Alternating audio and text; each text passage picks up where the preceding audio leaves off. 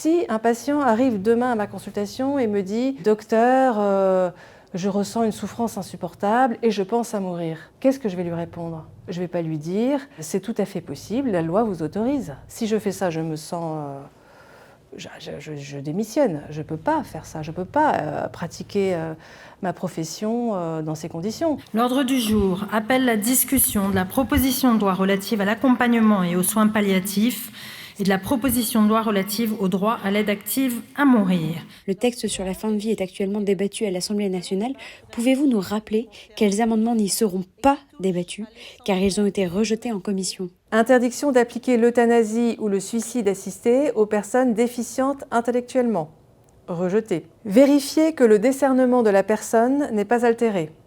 Rejeté. Si le médecin a un doute sur le caractère libre et éclairé de l'expression de la demande, il peut saisir un psychiatre. Mais comment peut-on interdire cette possibilité? On se demande à quel point les législateurs sont conscients de ce qu'ils ont fait, les parlementaires. On a l'impression qu'en réalité, il ne s'agit plus du tout d'un droit d'aide à mourir en fin de vie si on rencontre une souffrance insupportable et réfractaire, mais que tout simplement, on donne un droit au suicide à toute personne traversée par cette idée. Clause de volontariat pour les professionnels de santé voulant intervenir dans ce processus létal.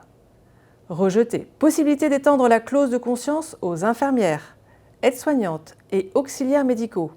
Rejeté. C'est proprement choquant. Pourquoi ils n'auraient pas de... Enfin, ces professionnels de santé ont une conscience, comme les médecins. Tous ces professionnels de santé ont le droit de dire qu'ils ne veulent pas participer à un acte d'euthanasie. Je ne vois pas pourquoi la clause de conscience est réservée aux médecins. C'est très méprisant pour le personnel infirmier qui est très proche du malade, va évidemment... même s'il ne pousse pas directement la seringue, comme on dit, beaucoup participer à l'accueil du patient, à sa prise en charge, à l'écouter, à l'entourer. Et au contraire, lesquels ont été adoptés? La mort administrée doit être considérée comme une mort naturelle. Adopté. Indifférenciation entre suicide assisté et euthanasie. Adopté. Qu'est-ce que ça vous inspire? Beaucoup de violence, cette fois, à l'égard du personnel soignant, lorsqu'il est dit qu'il n'y aura pas de différence entre suicide assisté et euthanasie. Vous savez que c'est une différence quand même majeure pour les soignants entre laisser libre un patient d'avaler des pilules qui lui auront été prescrites en totale autonomie ou injectées par voie intraveineuse, et avec toute la violence que comporte ce geste, c'est parfois quelque chose qui est très difficile à vivre et qui peut avoir des conséquences post-traumatiques.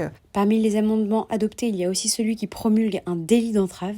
Pourquoi il vous inquiète particulièrement? L'article 17 prévoit une peine allant jusqu'à 10 000 € d'amende et 1 an d'emprisonnement pour toute personne qui tentera d'empêcher un patient d'accéder au suicide assisté ou à l'euthanasie. Étant entendu empêcher comme soit une entrave physique mais aussi des pressions morales et psychologiques. Qu'est-ce que ça veut dire exactement? Si on prend au pied de la lettre cette formule, on pourrait très facilement accuser des soignants qui prennent en charge un patient qui exprime un désir de mort et qui essayent de l'en dissuader en lui proposant tout simplement de le soigner et de le prendre en charge. Ce délit d'entrave pourrait être très dangereux et complètement, pour le coup, entraver l'activité soignante qui est un devoir éthique fondamental, c'est-à-dire de tendre la main à toute personne malade en détresse. Le devoir éthique de base d'un soignant, c'est de se mettre dans une position de disponibilité, d'écouter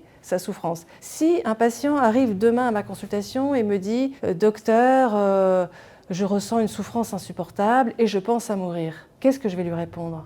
Je ne vais pas lui dire « C'est tout à fait possible, la loi vous autorise ». Si je fais ça, je me sens...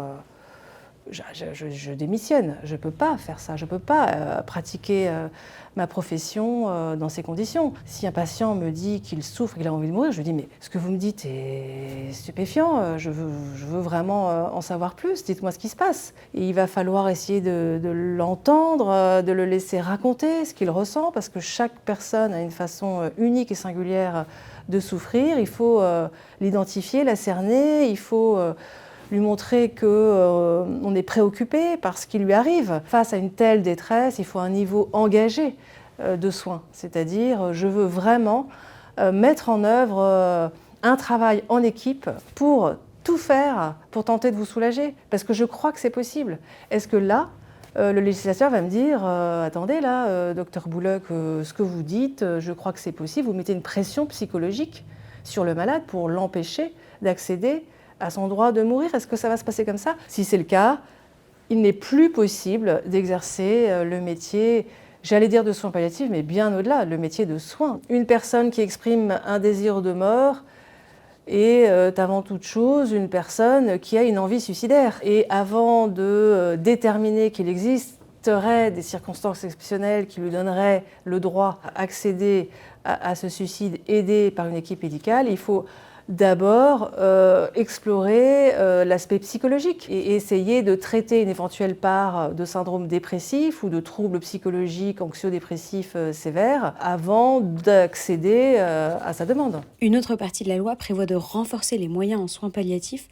Pour vous, est-ce que ce texte qui renforce la loi Claes-Leonetti était suffisant? Bien sûr, parce que la loi Leonetti s'adresse aux patients en fin de vie. Et je pense que c'est là aussi le grand malentendu, parce que si vous dites aux Français qui, dans tous les sondages, répondent oui à la question « Souhaitez-vous accéder à l'euthanasie si, en fin de vie, vous traversez d'immenses souffrances ?» Qu'est-ce que vous avez envie de répondre à ça? Probablement oui. Je vais vous dire moi aussi. Mais la loi Leonetti, d'ores et déjà, répond à ces situations-là. Une personne en fin de vie peut demander à arrêter la nutrition artificielle et accéder à la sédation profonde et continue. En revanche, la loi donne accès à mourir pour des patients qui ne veulent pas arriver jusqu'à la fin de vie. La loi Leonetti était une loi extrêmement subtile que beaucoup de pays nous envient parce qu'elle savait exactement trouver le bon dosage entre la lutte contre l'acharnement thérapeutique et la lutte contre l'euthanasie, qui est une transgression majeure de l'interdit de tuer. Je crois qu'il faut insister sur